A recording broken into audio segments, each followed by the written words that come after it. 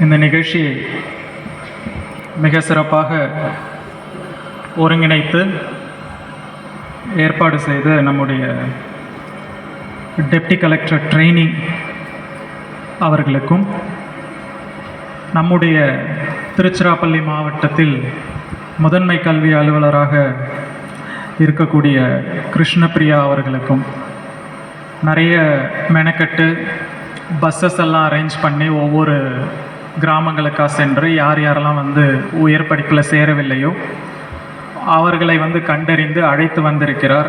அவர்களுக்கு என்னுடைய பாராட்டுக்களை தெரிவித்துக் கொள்கிறேன். இந்த வளாகம் நானே இது 3வது வாட்டி வரேன்னு நினைக்கிறேன். மோஸ்ட் இந்த தொட்டியம் பேஸ்டாக எந்த ப்ரோக்ராம் நடத்தினாலும் முதல்ல இருக்க அந்த இடத்த கொடுத்து அந்த ப்ரோக்ராம் நடத்துவதற்கான முழு ஒத்துழைப்பும் கொடுக்கக்கூடிய கல்லூரினா அது இந்த கல்லூரி தான். ஸோ சேர்மன் அவர்களுடைய முழு ஒத்துழைப்போடு எனக்கே சர்ப்ரைஸாக தான் இருந்தது. இப்போ அவர் சொல்லும் பொழுது டிரான்ஸ்போர்ட் SC/ST மாணவர்களுக்கு இலவசமாக தருகிறேன், பாராட்டுக்களைய மிக்க பாராட்டுக்கள். நிறைய மாணவர்கள் நிச்சயம் இந்த கல்லூரியில் சேர்வார்கள் என்று எதிர்பார்க்கிறேன். மற்றும் இந்த ப்ரோக்ராம் பார்த்தீங்கன்னா ஒரு ½ டே ப்ரோக்ராம். காலையில் ஒரு 10 மணிக்கு ஆரம்பித்து ஒரு 12 மணி வரைக்கும் இந்த ப்ரோக்ராம் நடக்கும். அரசு சார்ந்த திட்டங்கள் உயர்கல்வியில் என்னென்ன இருக்கிறது அப்படிங்கிறத எடுத்து சொல்கிறதுக்காக இந்த ஒரு திட்டம். நம்முடைய முதன்மை கல்வி அலுவலர்களும் நம்முடைய DC ட்ரெயினியும் சொல்லும் பொழுது, ஒரு சில மாணவர்களால் வர முடியாத மாணவர்கள் அவர்களுடைய பெற்றோர்கள் வந்திருக்காங்க அப்படின்னு சொல்கிறாங்க. வர முடியாத மாணவர்கள்லாம் எனக்கு புரியலை.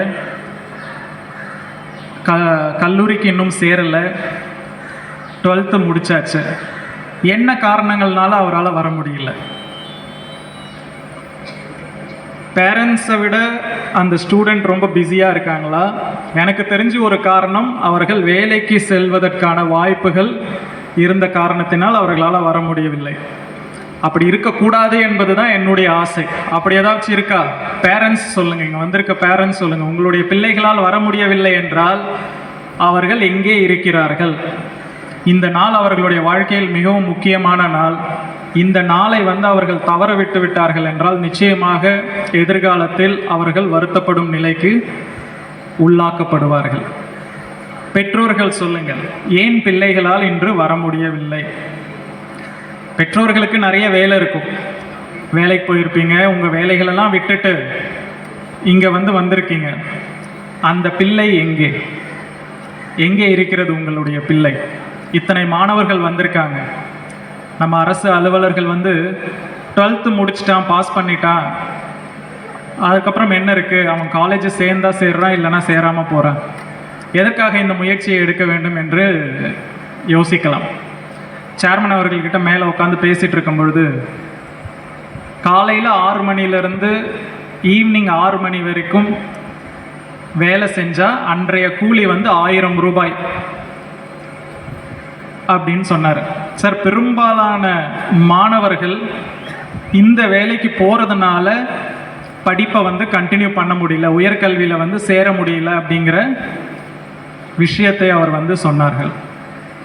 இன்னொரு மாணவர்களுடைய எண்ணத்தில் என்ன இருக்கிறது என்றால், படித்து முடிச்சுட்டு நிறைய பேர் வேலை இல்லாமல் ஊருக்குள்ளே சுற்றிட்டு இருக்காங்க. நான் இன்றைக்கு போனேன்னா எனக்கு 1000 ரூபா கிடைக்கும், காலையிலேருந்து ஈவினிங் வரைக்கும் போனேன்னா எனக்கு 1000 ரூபா கிடைக்கும், கொத்தனார் வேலைக்கோ இல்லை பெயிண்ட் அடிக்கிறதுக்கோ நீங்கள் போனீங்கன்னா 1000 ரூபாய் கிடைக்கும் அப்படின்னு யோசிக்கலாம். வேலை இல்லாமல் நம்முடைய சமுதாயம் இல்லவே இல்லை. எப்போ எந்த காலகட்டத்திலையும் பார்த்தீங்கன்னா வேலை அவ்வளோ கொட்டி கிடக்கு.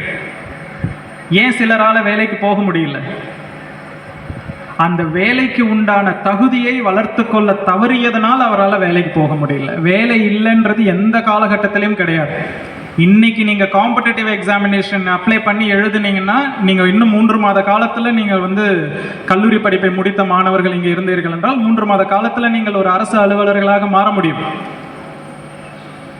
எந்த உயரத்துக்கும் போகலாம், நினைச்சதை சாதிக்க முடியும். மார்க்குக்காக மட்டும் யாரும் காலேஜுக்கோ எதுக்கோ போகிறது கிடையாது. அதையும் தாண்டி நிறைய விஷயங்கள் இருக்குது. உங்களுடைய பார்வை வந்து விரிவடைய வேண்டும். மாணவர்களுடைய பார்வை விரிவடைய வேண்டும். ஒரு நிமிடம் மாணவர்கள் உங்களுடைய கண்களை மூடுங்கள்.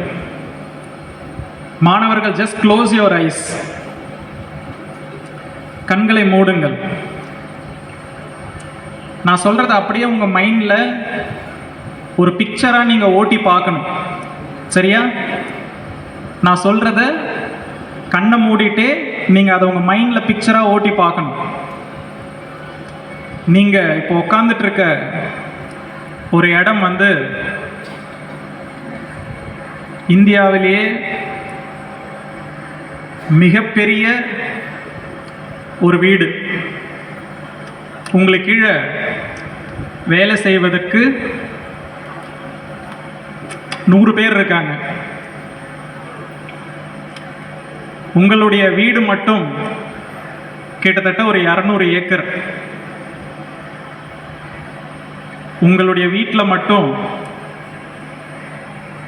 ஒரு 30க்கும் மேற்பட்ட அறைகள் இருக்கிறது.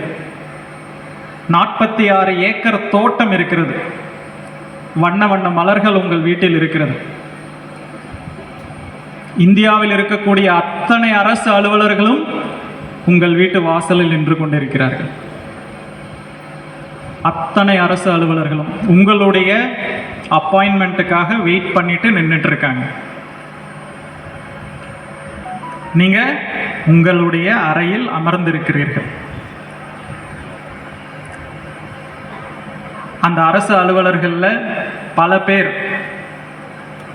உயர் பதவியில் இருக்கிறவங்க, அரசாங்கத்தில் மிகவும் உயர்ந்த பதவியில் இருக்கிறவங்க, பாலிட்டிஷியன்ஸும் இருக்காங்க. அத்தனை பேரும் உங்களுடைய ஒற்றை வார்த்தைக்காக அவர்கள் அமர்ந்திருக்கிறார்கள். நீங்கள் எந்திரிச்சு வெளியில் வரீங்க, உங்களுடைய அறையை விட்டு வெளியில் வரீங்க. ஒரு 150 அதிகாரிகள் உங்களை பார்ப்பதற்காக நின்று கொண்டிருக்கிறார்கள். ஒவ்வொருவருடைய அவர்களுக்கு தேவைகளை நீங்கள் அரசு அதிகாரிகளுடைய தேவைகளை பூர்த்தி செய்கிறீர்கள். இந்த நாட்டிற்கு தேவையான மிக முக்கியமான பாலிசி டிசிஷன்ஸை உங்களுடைய ஒரு கையெழுத்துக்காக காத்து கிடக்கிறது. ஃபைல் வச்சுட்டு வெயிட் பண்ணிட்டு இருக்காங்க. நீங்கள் போடக்கூடிய ஒரு கையெழுத்தில் இந்த நாட்டினுடைய எதிர்காலத்தை மாற்றக்கூடிய கையெழுத்து உங்களுடைய பேனா முனைவில் காத்து கொண்டிருக்கிறது. நீங்கள் சைன் பண்ணுறீங்க. உங்களுடைய கையெழுத்து வந்து அந்த ஃபைலில் நீங்கள் போடுற ஒரு கையெழுத்து 100 கோடி மக்களினுடைய வாழ்வாதாரத்தை மேம்படுத்தும். போட்டீங்க, கையெழுத்து போட்டீங்க, வெளியில் வரீங்க. உங்களுக்கு ஒரு மிகப்பெரிய ஒரு வரவேற்பு காத்து கொண்டிருக்கிறது. அப்படியே வெளியில் வந்துட்டு தேசிய கொடியை ஏற்றுறீங்க. கண்ணை திறந்து பாருங்க. நான் எந்த பொசிஷனை பற்றி பேசிட்டு இருக்கேன் தெரியுதா? இந்த நாட்டினுடைய ஜனாதிபதியை பற்றி நான் பேசிகிட்டு இருக்கேன். அப்துல் கலாம் பற்றி எத்தனை பேருக்கு தெரியும்? அப்துல் கலாமை தெரியாதவர்கள் யார் இருக்கீங்க? யாருமே இல்லை. ராமேஸ்வரம்ல அவருடைய வீட்டிற்கு சென்று எத்தனை பேர் பார்த்திருக்கிறீர்கள் அவருடைய வீட்டை? இங்க இருக்க யாராச்சும் ஒருத்தர் பார்த்திருக்கீங்களா? ஒரே ஒரு நபர் பார்த்திருக்கிறார். நிச்சயமாக இங்க இருக்கக்கூடிய பல பேருடைய வீடுகளை காட்டிலும் மிக சிறிய வீடு தான் அவருடைய வீடு. அவருடைய ஆரம்ப காலகட்டத்தில் அவர் வாழ்ந்த வீடு ரொம்ப ரொம்ப சின்ன வீடு. அன்றைக்கு வந்து அவர் எனக்கு 1000 ரூபாய் கிடைக்குதுன்ட்டு ஒரு வேலைக்கு போயிருந்தாருன்னா அவ்வளோ அருமையான மனிதரை நம்ம பிரசிடெண்ட்டாக கிடைச்சிருக்க மாட்டாங்க. இங்கே இருக்கக்கூடிய ஒவ்வொருத்தருக்கும் ஏதோ ஒரு துறையில் இந்தியாவில் மட்டும் இல்லை உலகத்திலேயே ஒரு தலை சிறந்த ஒரு தொழிலதிபராக வருவதற்கும் தலை சிறந்த மனிதர்களாக வருவதற்கும் உங்களுக்கு கல்வி உதவி செய்யும். மார்க்குக்காக படிக்காதீங்க, பணத்துக்காக படிக்காதீங்க. பணம் சம்பாதிப்பதற்கு 1000 வழி இருக்கிறது. அதை தாண்டி கல்வி வந்து கொடுக்கக்கூடிய அந்த அறிவு இருக்கு இல்லையா, அதை வேற எதனாலையும் கொடுக்க முடியாது. இன்றைக்கு நீங்கள் 1000 ரூபாய்க்கு வேலைக்கு சென்றீர்கள் என்றால் என்ன வேலை செய்து கொண்டிருக்கிறீர்களோ அடுத்த 15 ஆண்டுகளுக்கும் நீங்கள் அதே வேலை செஞ்சிட்ருப்பீங்க. என்ன அங்கீகாரம் இருக்கும் உங்களுக்கு சமுதாயத்தில்? ரோட்டில் வந்து இப்போ ஒரு போயிட்டுருக்கோம் அப்படின்னா, அப்போ அங்கே வராங்கன்னா டீச்சர் வராங்க, ப்ரொஃபஸர் வராங்கன்னு சொல்லுவாங்க, இல்லை கலெக்டர் வராரு, காவல் கண்காணிப்பாளர் வராரு அப்படின்னு சொல்லுவாங்க. ஆனால் நீங்கள் இன்றைக்கு ஒரு 1000 ரூபாய்க்கு உங்களுடைய பிள்ளைகளை அந்த வேலைக்கு நீங்கள் அனுப்புவீர்களே என்றால் 15 வருடம் கழித்தும் அங்கே ராமசுவாமி வரா, அங்கே சுரேஷ் வரா அப்படி தான் சொல்லுவாங்களே தவிர அவர்களுடைய பதவியை வைத்து அவர்கள் சொல்லுவதே கிடையாது.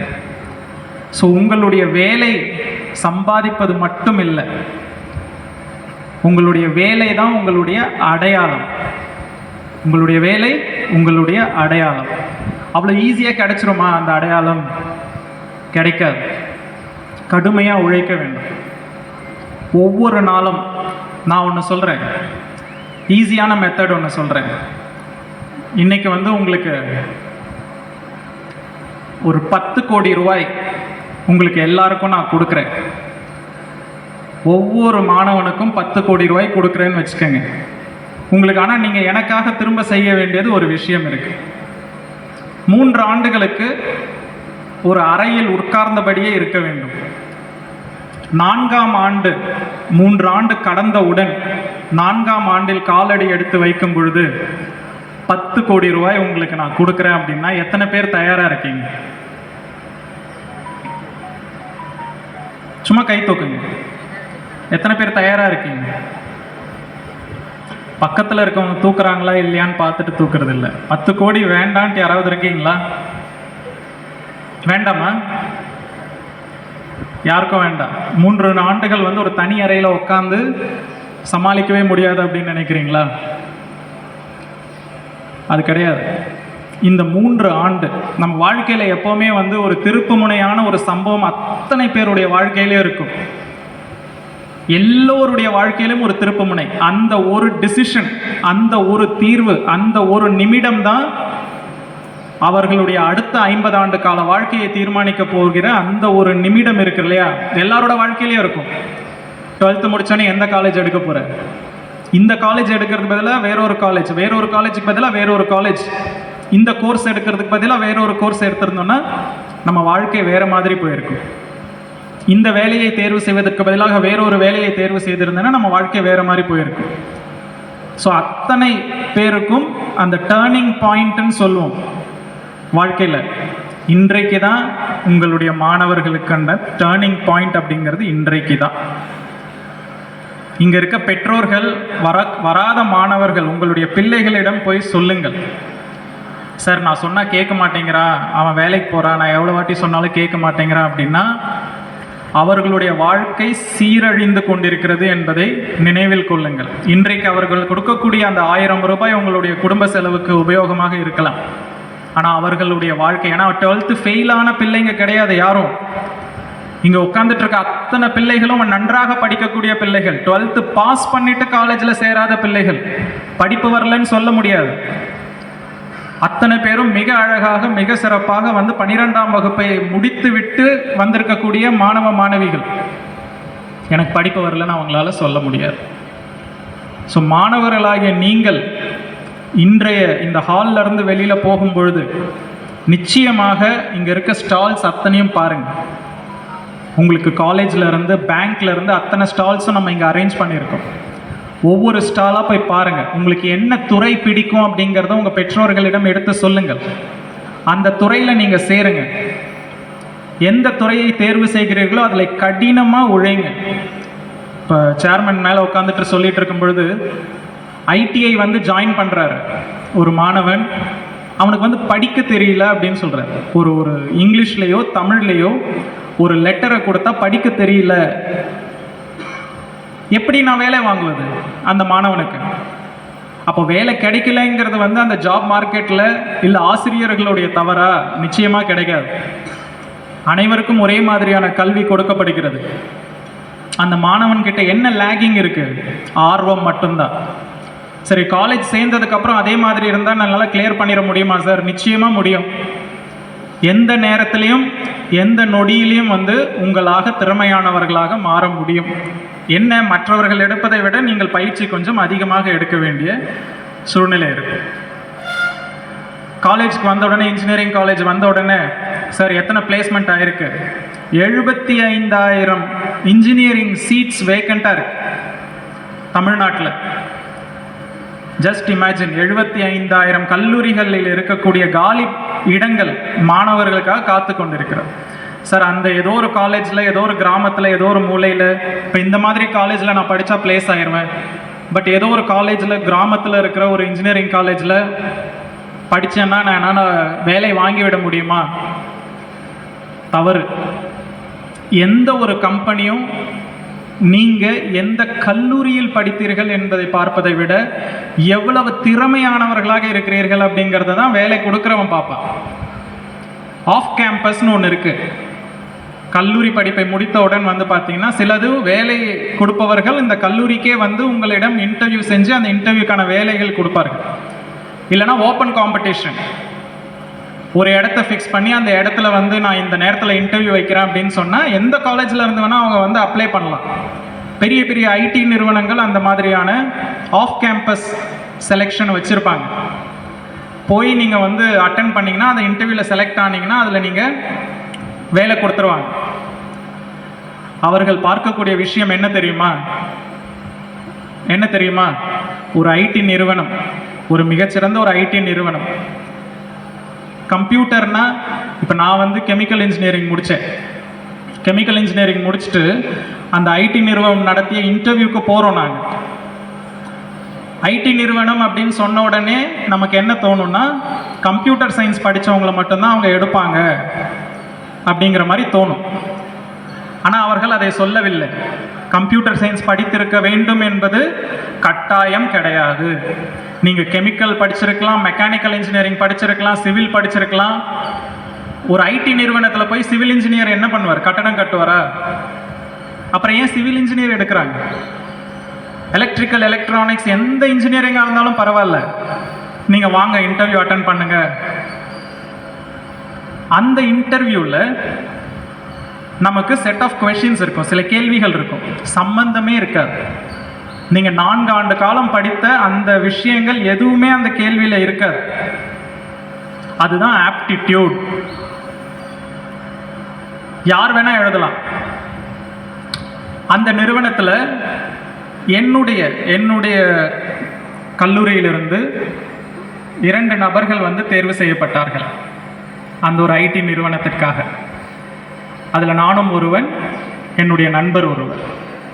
நாங்கள் 2 பேருமே கம்ப்யூட்டர் சயின்ஸ் தெரியாது. 12th biology group. Chemical engineering போயாச்சு. கம்ப்யூட்டர் சயின்ஸு பெருசாக தெரியவே தெரியாது. எதனால் எடுக்கணும் அப்படின்னா ஆப்டிடியூட். அப்போ அவர்கள் என்ன பார்க்கிறார்கள்? வேலை கொடுப்பவர்கள், நீ 4 ஆண்டு காலம் 90 மார்க் வாங்கியிருக்கியா அப்படிங்கிறது அவர்களுடைய நோக்கம் இல்லை. ஒரு வேலையை உங்களிடம் கொடுத்தால் எவ்வளவு சரியாக அட்டவணை போட்டு அந்த வேலையை உங்களால் சரியான நேரத்தில் உங்களால் முடிக்க முடிகிறதா இல்லையா, அதை மட்டும்தான் பார்ப்பாங்க. அறிவை வந்து எப்போ வேணால் ட்ரெயின் பண்ணிக்கலாம். கம்ப்யூட்டரை வந்து ஒரு 6 மாத காலம் உங்கள் கையில் ஒரு கம்ப்யூட்டரை கொடுத்தீங்கன்னா நீங்கள் எல்லாருமே ஐடி இன்ஜினியர்ஸாக ஆயிடலாம். அது தேவை கிடையாது. ஆனால் அந்த கேரக்டர் பில்டிங் இருக்குல்ல, கேரக்டர் பில்டிங், ஒரு தனி மனிதனுடைய ஒழுக்கமும் ஒரு தனி மனிதனுடைய அவர்களுடைய கேரக்டர் வந்து ஒரு ஆர்கனைசேஷனுக்கு அவ்வளோ முக்கியம். ஏன்னா அவங்க தான் வந்து ஒரு டீமை பில்ட் பண்ண போகிறாங்க. 4-5 பேர் கொண்ட ஒரு குழுவை வந்து நிர்வகிக்க போகிறாங்க. ஒரு அட்மினிஸ்ட்ரேட்டராக நீங்கள் ஒரு MBA முடிக்கிறீங்க. அட்மினிஸ்ட்ரேட்டராக வந்து என்ன பண்ணணும்? உங்கள் கீழே இருக்கிற டீம் எல்லாத்தையும் நீங்கள் மேனேஜ் பண்ணணும். அதற்கு உங்களுடைய கல்வி வந்து உங்களுக்கு உதவிகரமாக இருக்கும். நீங்கள் வந்து ஒரு வேலை கிடைச்சா படிக்கிறத நிறுத்திடலாம் அப்படிங்கிறது கிடையாது. நான் 2006 கல்லூரி முடித்தேன். நான் இந்த IAS தேர்வு எழுதும் பொழுது, முதலில் நான் ஃபஸ்ட்டு அட்டம்ப்ட் கொடுக்கும் பொழுது எனக்கு 26 வயசு. ஃபஸ்ட் அட்டம்ப்ட் 26 வயசு. அதுக்கப்புறம் கிளியர் ஆகலை. So second attempt, third attempt, 3வது தடவை. ஏன்னா ஒரு தடவை எக்ஸாம் எழுதணும் அப்படின்னா 1 வருட காலம் படிக்க வேண்டும். அந்த ஒரு வருட காலம் நீங்கள் வந்து ஃபைனலாக 3 எக்ஸாமும் கண்டினியூஸாக தேர்ச்சி பெறணும். ஃபஸ்ட்டு ப்ரிலிமினரி, மெயின்ஸு, இன்டர்வியூ 3த்தையும் வந்து கண்டினியூஸாக தேர்ச்சி பெறணும். ப்ரிலிமினரி கிளியர் பண்ணிவிட்டு மெயின்ஸ் கிளியர் பண்ணிவிட்டு இன்டர்வியூவில் போய் ஃபெயில் ஆனீங்கன்னா அடுத்த வருஷம் திரும்ப ஃபஸ்ட்லேருந்து ஆரம்பிக்கணும், திரும்பவும் முதல்ல இருந்தா அப்படிங்கிற மாதிரி. 3ஐயும் ஒரே ஆண்டில் நீங்கள் வந்து முடிக்க வேண்டும். ஸோ 3வது ஆட்டம் முடிச்சுட்டு ஐஏஎஸ் ஆயாச்சு. ஸோ தமிழ்நாட்டில் உயர் பதவிகளில் இருக்க பெரும்பாலான நபர்கள் ஐஏஎஸ் அதிகாரிகளாக இருப்பார்கள், அனைவருக்கும் தெரியும். படிப்பை நிறுத்திடலாமா? ஐஏஎஸ்க்கு மேலே என்ன படிக்கிறது? ஐஏஎஸ்க்கு மேலே ஏதாவது படிக்க வேண்டியது இருக்கா? வேலையும் வந்தாச்சு, அரசு வேலை, ஐஏஎஸ் வாங்கியாச்சு. இல்லை, சார் ஆட்சியராக நான் கும்பகோணமில் இருக்கும்போது என்னுடைய எம்பிஏவை நான் கம்ப்ளீட் பண்ணேன். ஐஏஎஸ்க்கு உள்ளே வந்து 2 ஆண்டு காலம் நான் வேலை செய்து வேலை பார்த்து கொண்டே இருக்கும் பொழுது என்னுடைய உயர்கல்வி எம்பிஏவை நான் கம்ப்ளீட் பண்ணேன். அதோடு நிறுத்திடலாமா? அந்த எம்பிஏ எதுக்காக? எனக்கு எம்பிஏ படித்தாலும் படிக்கலைனாலும் எனக்கு மாதம் சம்பளம் வரதான் போகுது. எம்பிஏ எனக்கு தேவையா? அந்த இடத்தில் ஏன் அந்த படிப்பு தேவை? உங்களை நீங்கள் வளர்த்து கொள்வதற்காக. சப் கலெக்டர் ஆயாச்சு. அடுத்த ஆண்டு 2 ஆண்டுகள் கழித்து கூடுதல் ஆட்சியர் ராமநாதபுரம். என்னோட படிப்பு அதோடு நின்றுச்சா? இல்லை.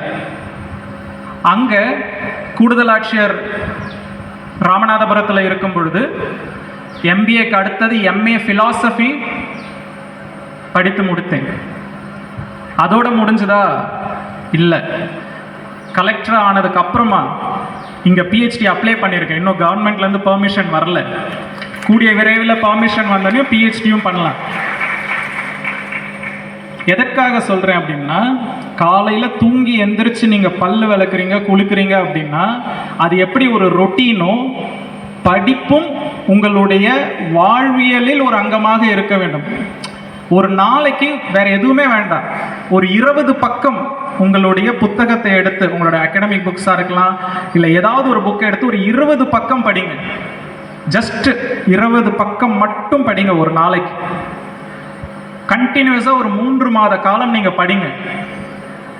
உங்களுடைய செயலில், உங்களுடைய பேச்சில் இருக்கக்கூடிய மாற்றங்களை உங்களால் அறிய முடியும். சார் எனக்கு வந்து சரியாக படிக்க வராது அப்படின்னா 3 மாத காலம் 20 பக்கங்களை தொடர்ந்து நீங்கள் படித்தீர்களே ஆனால் ஆங்கிலம், தமிழ் 2லையும் நீங்கள் புலமை பெற்றவர்களாக மாற முடியும். கண்டினியூஸாக படிக்கணும்.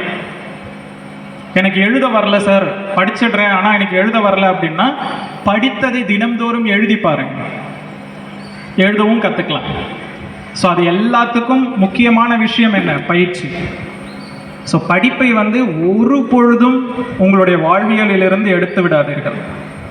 என்றைக்கு நீங்கள் வந்து படிப்பை நிறுத்துகிறீர்களோ அன்றைக்கு நம்ம உயிர் நம்மக்கிட்ட இல்லைன்னு அர்த்தம். அந்த நொடி வரைக்கும் நீங்கள் படித்து கொண்டே இருக்க வேண்டும். படித்தவன் வந்து சரியாக சம்பாதிக்காதவனாக இருக்கலாம், படித்தவன் வந்து சரியாக வேலையில் சம்பாதிக்காதவனாக இருக்கலாம், அறிவு கூட முன்ன பின்ன இருக்கலாம்.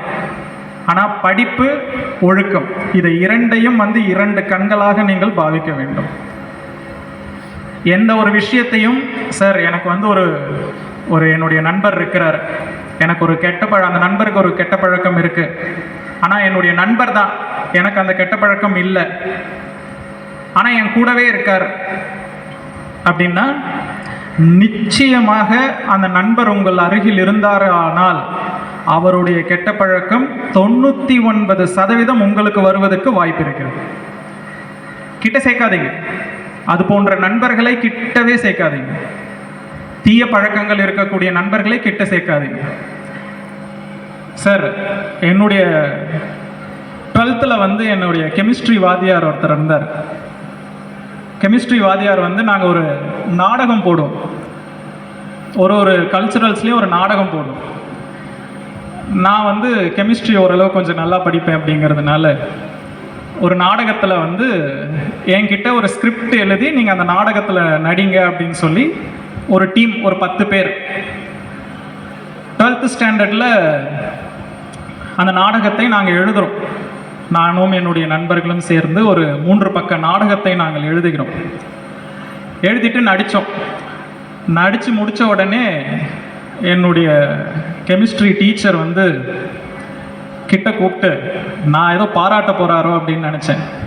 நல்லா ஒரு நகம் இருக்கும் அவருக்கு, நல்லா காது பிடிச்சி நல்லா கிள்ளி குனியை வச்சு முதுகில் 4 வச்சார். சார் என்ன சார், நல்லா தானே சார் பண்ணியிருக்கோம் நாடகம். அந்த கான்செப்ட் வந்து என்ன அப்படின்னா, ஏன் நான் நண்பர்கள் எவ்வளோ முக்கியம் அப்படிங்கிறதுக்கு நான் சொல்கிறேன். அந்த கான்செப்டில் நம்ம திரைப்படம் மாதிரி அந்த காலகட்டத்தில் திரைப்படத்தில் என்ன காட்டுவோம், ஒரு நபர் வந்து எல்லா கெட்ட விஷயங்களையும் செஞ்சுட்டே வருவார், கிளைமேக்ஸில் திருந்திடுவார் இல்லையா. எல்லா கெட்ட விஷயங்களையும் செஞ்சுட்டு வந்து கிளைமேக்ஸில் திருந்திடுவார். திருந்தின உடனே அவர் ஹீரோ ஆயிடுவார். அது போன்ற ஒரு நாடகம். கடைசி பெஞ்சில் உட்காந்துட்டு இருக்க மாணவர்கள் அடிக்கக்கூடிய அரட்டை வந்து 1 மணி நேரம் நாடகத்தில் 50 நிமிடம் அந்த அரட்டைகளையும் விஷயங்களையும் நாங்கள் அந்த நாடகத்தில் காண்பிச்சோம். கடைசி 10 நிமிடத்தில் எல்லாரும் திருந்திட்டோம், எல்லாரும் நல்ல பையனாகிட்டோம். அன்றைக்கு அவர் சொன்னார், அது போன்ற உங்களுடைய நண்பர்களிடம் நீங்கள் வந்து சேர்ந்து உட்கார்ந்து நீங்கள் பார்த்து கொண்டிருந்தாலே போதும். உங்கள் நண்பர்களிடம் பேச வேண்டும் என்று கூட அவசியம் இல்லை. அவர்கள் தீய பழக்கத்துக்கு ஆளாகி இருக்கிறார்கள் அப்படின்னா நீங்கள் அதை பார்த்து கொண்டிருந்தாலே போதும், உங்களை ஆட்டோமேட்டிக்காக நீங்கள் அதுக்குள்ளே போயிடுவீங்க. ஸோ ஒரே நாளில் ஓவர் நைட்டில் வந்து நல்லவனாக முடியுமா? ஓவர் நைட்டில் எல்லாத்தையும் சேஞ்ச் பண்ணிட முடியுமா? திடீர்னு நான் வந்து ஒரு எக்ஸாம் எழுதுறேன், திடீர்னு சார் அவன் நேற்று வரைக்கும் என் கூட சுற்றிட்டு இருந்தான் சார், இன்னைக்கு ஒரு எக்ஸாம் எழுதுனா பாஸ் பண்ணிட்டான், திடீர்னு பார்த்தா அரசு அதிகாரிங்கிறான். உங்களுக்கு தெரிந்தது உங்களிடம் சுற்றி கொண்டிருந்த அந்த நேரம் மட்டும்தான். உங்களிடம் சுற்றாத நேரத்தில் அவர் என்ன செய்து கொண்டிருந்தார்ன்றது உங்களுக்கு தெரியாது. நிறைய நேரங்களில் நம்ம தவறாக நினச்சிக்கிறோம். சார் அவன் லக்கில் பாஸ் ஆகிட்டான் சார், என் கூட சுற்றிட்டே இருந்தான், ஏதோ எக்ஸாம் எழுதுனா பாஸ் ஆகிட்டான். நிச்சயமாக கிடையாது. உழைத்த அத்தனை 100% நபர்களுக்கும் பின்னாடி ஒரு வரலாறு இருக்கும். அவர்களுடைய உழைப்பு நிச்சயமாக இருக்கும். உழைப்பு இல்லாமல் நிச்சயமாக எந்த ஒரு பலனும் வந்துவிடாது. ஸோ இன்றைய தருணம், இன்றைய நாளில் நீங்கள் ஒரு உறுதிமொழி ஏற்றுக்கொள்ளுங்கள். நிச்சயமாக என்னுடைய உயர்கல்வியை முடிப்பேன். ஓகே, உயர்கல்வி முடித்தா வேலை கிடைக்குமா? 100% இல்லை, 200% வேலை கிடைக்கும். ஸோ சேர்ந்த முதல் நாளிலிருந்து நான் சொல்கிறத குறித்து வைத்துக் கொள்ளுங்கள். உங்களுக்கு வேலை கிடைக்கிறதுக்கான டிப்ஸை தான் நான் சொல்கிறேன். முடித்த உடனே எனக்கு வேலை வேணும் சார், என்ன பண்ணுறது அப்படின்னா, முடித்த உடனே உங்களுக்கு வேலை கிடைக்கும். எந்த துறையில் நீங்கள் சேருகிறீர்களோ அந்த துறையில் என்னென்ன வேலை வாய்ப்புகள் இருக்கிறது அப்படிங்கிறத டே 1ல வந்து டிசைட் பண்ணுங்க. டே 1ல டிசைட் பண்ணுங்க. அந்த வேலை வாய்ப்பு சார்ந்த திறன்களை நீங்கள் வளர்த்து கொள்ள வேண்டும். இப்போ நான் வந்து ஒரு அட்மினிஸ்ட்ரேட்டராக இருக்கேன் அப்படின்னா, ஒரு அட்மினிஸ்ட்ரேட்டருக்கு தேவையான சில குவாலிட்டிஸ்லாம் இருக்கு. நோட் ஃபைல் எழுதணும், டிசிஷன்ஸ் எடுக்கணும், அந்த மாதிரி சில குவாலிட்டிஸ்லாம் இருக்கும். அந்த திறன்களை வளர்த்து கொள்ளுங்கள். பிடெக் கெமிக்கல் இன்ஜினியரிங் முடித்த உடனே ஒரு ஆயில் கம்பெனியில் பிளேஸ் ஆகிடும். ஆயில் கம்பெனியில் ஆஃப் கேம்பஸ் தான். என்னுடைய காலேஜில் வந்து ஆன் கேம்பஸ் இன்டர்வியூ கிடையாது. ஸோ ஆஃப் கேம்பஸில் இந்தியன் ஆயில் கார்பரேஷனில் நான் ஜாயின் பண்ணுறேன். நான் பிடெக் கெமிக்கல் இன்ஜினியரிங் வந்து ஜூனில் முடிக்கிறேன், செப்டம்பரில் ஜாயின் பண்ணுறேன். எங்கள் காலேஜில் 3000 பேர் இருக்காங்க. 3000 நபர்களில் ஒரே ஒரு நபர் மட்டும்தான் இந்தியன் ஆயிலுக்குள்ளே காலடி எடுத்து வச்சுது.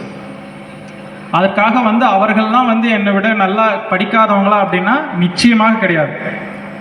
காலேஜ்லேயும் ஒரு ஆவரேஜ் ஸ்டூடெண்ட், அபோவ் ஆவரேஜ் தான். பட் அதை தாண்டி வந்து அவர்கள் நிறைய பேர் இருக்காங்க. அப்போ எப்படி சார் உள்ள நுழைய முடிஞ்சது? Simple strategy.